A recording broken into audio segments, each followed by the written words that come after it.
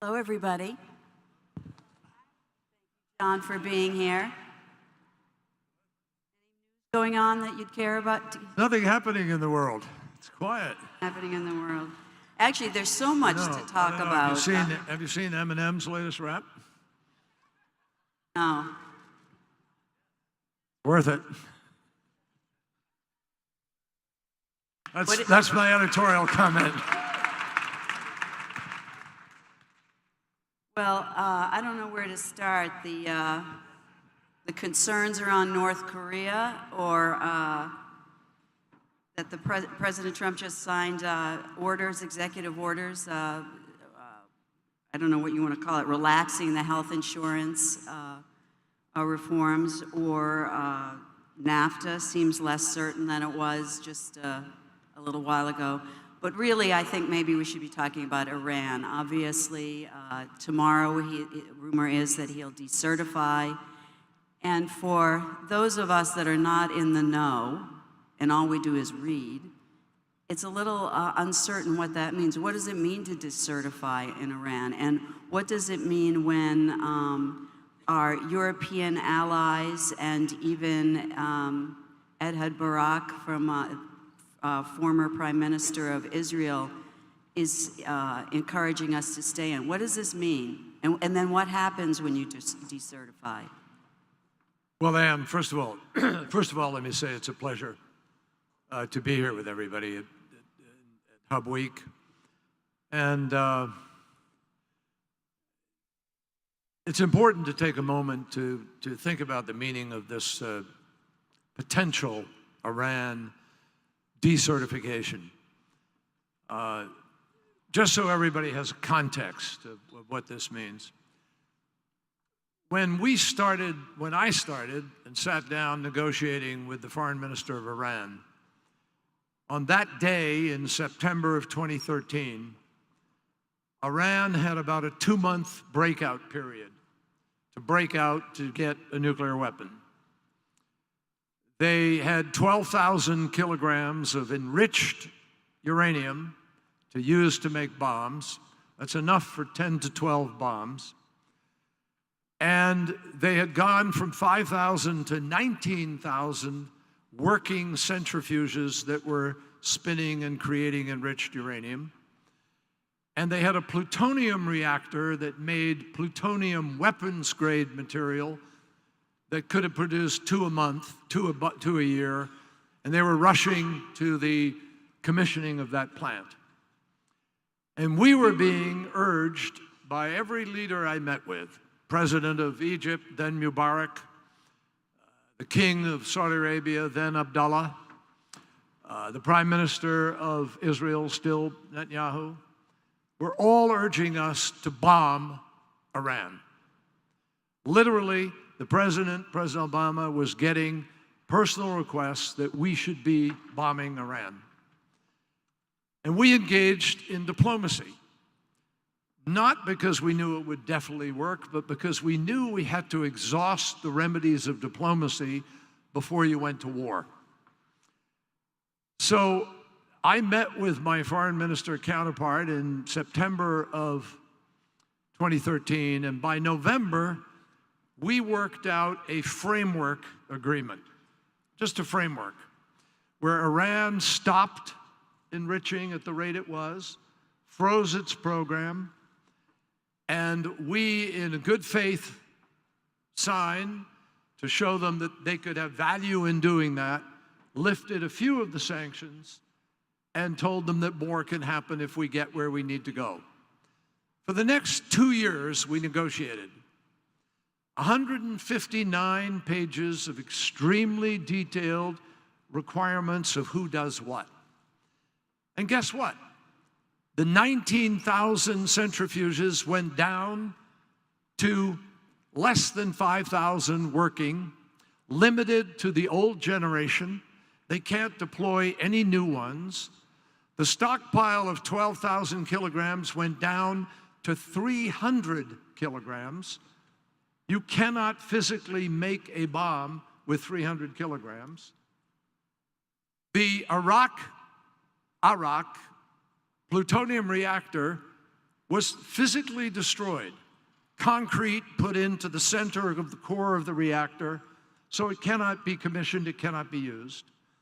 The centrifuges went to less than 5,000. They were not allowed to do any enrichment underground or out of sight. And ultimately, we created an agreement where they have the most stringent, exhaustive accountability day-to-day of their program than any country in the world. We put an additional 130 inspectors into Iran. They live there. Every day they look at what's happening to the enrichment. Every day they're checking on Iran's performance. And over 8 different times, the International Atomic Energy Commission has said Iran is living up to the deal. Congress, as a means of inserting itself into the process, passed a law saying the president has to certify every 3 months that, number one, Iran is in compliance, and number two, that this is in the national security interest of the United States to keep the deal. So all of a sudden, out of the blue, without any facts to support it, without any showing that they're not in compliance. On the contrary, with Ehud Barak, the former defense minister, chief of staff, and prime minister of Israel, saying we should keep the deal, they're in compliance. Without any IAEA, International Atomic Energy, saying that they're not in compliance, President Trump is just pulling out of the sky the notion that he is going to decertify because he, quote, doesn't like the deal, because he's been out there telling people this is the worst deal and so on and so forth. But John, he thinks that he can cut a better deal. I mean, Let me be very clear about the better deal. The Bush administration tried for 8 years to have a deal with no enrichment at all. That's what they say when they talk about a better deal. I know for a fact that 2 to 3 highest level officials of the Bush administration, I'm not going to name them simply because I haven't asked them, but they have both told me to my face they decided that they needed to cut a deal with Iran. It was towards the end of their administration where they're allowed a certain amount, there's some enrichment. They have to be able to enrich. And the answer is yes, they can enrich, but so do 13 other nations. And you would not have a deal. There would be no agreement to roll back their program, because to have asked them not to do that would have meant that they can't be self-sufficient in the provision of their own fuel for their own peaceful nuclear program. And we have a means called the additional protocol of the IAEA procedure, whereby we can do a challenge inspection at any time. In other words, if we have cause to believe Iran is breaking the deal and moving to enrich in some hidden facility, we have a right to challenge and to go inspect that facility. And if Iran doesn't allow us to inspect it, we built in a procedure where there's 6 countries, Russia, China, the United States, the United Kingdom, France, and Germany, all come together and we vote. And if there's a majority vote to go inspect, those countries have to support that and be willing to go to the United Nations and support an international resolution to do this. So we have the most intrusive inspection and accountability system set up on any nation, anywhere on the planet. And no nation thus far, subject to the additional protocol, has been able to go nuclear. So why were we comfortable passing this deal? Because we knew that we would know if Iran was ticking up its uranium enrichment, folks. I mean, listen to what we got. And the administration is lying to the American people, putting it bluntly, telling them, well, the whole thing sunsets in 10 years or 15. No, it doesn't. There's a provision that sunsets in 10 years. There's a provision that sunsets in 15 years, and in 20 years, and in 25 years. But the agreement, including the additional protocol with the right to challenge, is lifetime. It's forever. So if they ever decided they're going to try to break out, we will know instantaneously that they are ticking up the enrichment, that they're starting to do something because of the inspections, and every single option that is available to us today is available to us then. So if you're hunkering for a war, if that's what you want, you can have your war in 15 years. You can have your war in 20 years if you have justification and a reason to tell the world this is what you need to do. But there is no rationale whatsoever, no excuse. It is reckless, it is dangerous, it is irresponsible for the United States of America, the proponent of this agreement, the chief negotiator of this agreement, to turn around under a new president and say, I don't like it, we're going to get out, when there's no rationale for doing so. And then what you do, you make 25 years and 20 years and 15 years and 10 years all happen tomorrow. You move everything forward. So instead of seeing if Iran will change, instead of seeing if you can build the support around the world for what you may have to do, the United States would potentially isolate itself. That's the result. And when we need the support of these other nations, if we needed to, in order to enforce what we have then walked away from, you think those countries are going to be there?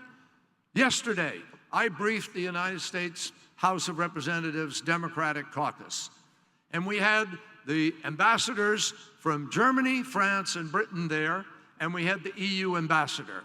And every single one of them said to the members of Congress, if President Trump decides to decertify, we will not follow the United States. We will keep this agreement.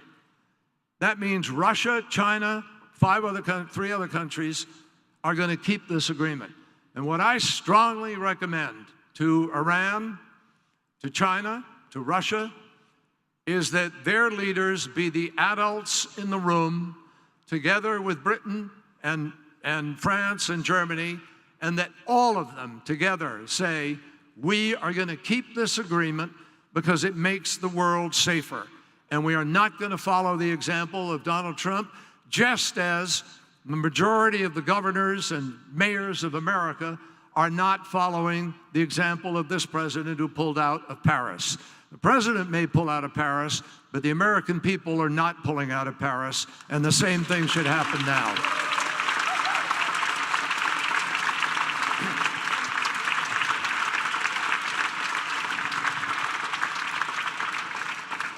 We'll get to Paris in a minute.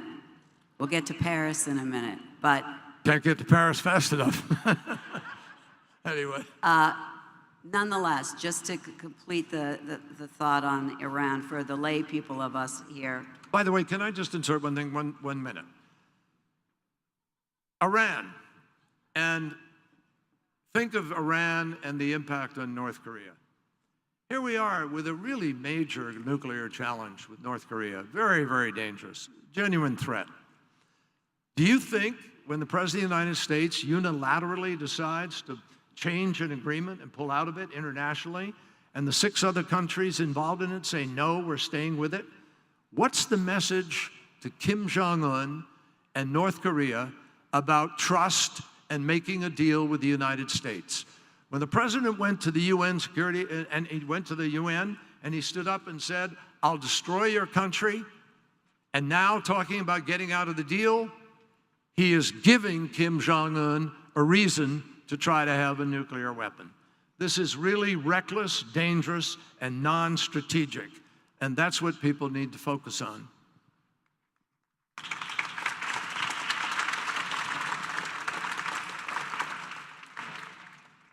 I do not mean to pour salt in the wound, but if tomorrow President does decertify and it goes to Congress to then pass sanctions, what do you think the likelihood of that is? Well, I think Congress is going to have a very difficult time deciding. I think that I'm told, I didn't read the statement, but I'm told that the chairman of the House, the Foreign Affairs Committee, Chairman Royce, said that he didn't think we should get out of it. I will tell you straightforwardly, that besides Ehud Barak, the former prime minister, I am told that the heads of the security entities of Israel, Shin Bet, Mossad, the Israeli Defense Forces, believe this deal is working and that Israel is safer with this deal in place. So I think I think over time, as it settles in, my hope and prayer is that Congress will also join the adults in the room and be responsible about how to approach Iran. Now, Iran creates problems, obviously, in certain endeavors. We all know that. This is why we kept the sanctions. We kept the sanctions on embargo of weapons. We kept the sanctions on missiles. We kept the sanctions on human rights. And we have increased those sanctions since the deal was made. So we've been willing to employ them. But here's the other downside of what the president is doing. By attacking the Iran deal, and by now, if he moves to decertify, by creating instability in it, and by joining with a group of senators who have been attacking it since the beginning, who say they want to destroy it, what he's done is he's polluted the water. So that if you want to bring a legitimate initiative with respect to missiles or arms embargo, Iran is going to interpret that as a backdoor effort to kill the deal, rather than a legitimate effort to hold them accountable for what they should be held accountable for. And the result of that will be that it's actually strategically restricted the scope with which we can operate here. It's limited the United States' ability to do the other things we want to do unless you take the higher risk that you're going to confuse Iran. Now, why is this important? Because Iran has its own political challenges, folks. There are hardliners in Iran who hated this deal. They wanted a nuclear umbrella for Iran. The IRGC, other actors. And for President Rouhani and those who are trying to change the relationship with the world and lift sanctions and do business with the world, this makes their political life miserable and difficult. And ultimately, if the hardliners are so empowered by the threats of President Trump, you get into a vicious cycle of a downward spiral towards confrontation. And then the politics of Iran become even that much more complicated. So it's important in diplomacy and important in these relationships that you really make judgments about who you're dealing with and what their life is like. When I announced when the Iranians and us stood up in Lausanne and we announced the framework that we had reached, which was extremely detailed, in the middle of the negotiation, I knew we were going to make their life miserable and our lives miserable by making that announcement. Why? Because it would invite the opposition of people who didn't like the deal with the knowledge that we were really close to making one. And that's exactly what happened. The foreign minister of Iran had death threats at home because it showed that they were giving up part of their program in an effort to comply. You think that was easy in Iran? No more easy than our efforts to try to hold back some of the Congress that wanted to put new sanctions in place. And the reason we had to make that mid-announcement was because Congress was about to pass sanctions, and the only way we could stop them from doing it was to show them we were making progress, and if they did so, they would actually stop what was happening. So every action has a counter-reaction. It's normal. It's not just physics. It's politics and diplomacy. And whatever begins to happen tomorrow moves in a less stable direction than simply enforcing this agreement and trying to move to a different paradigm in the Middle East, which is what we need.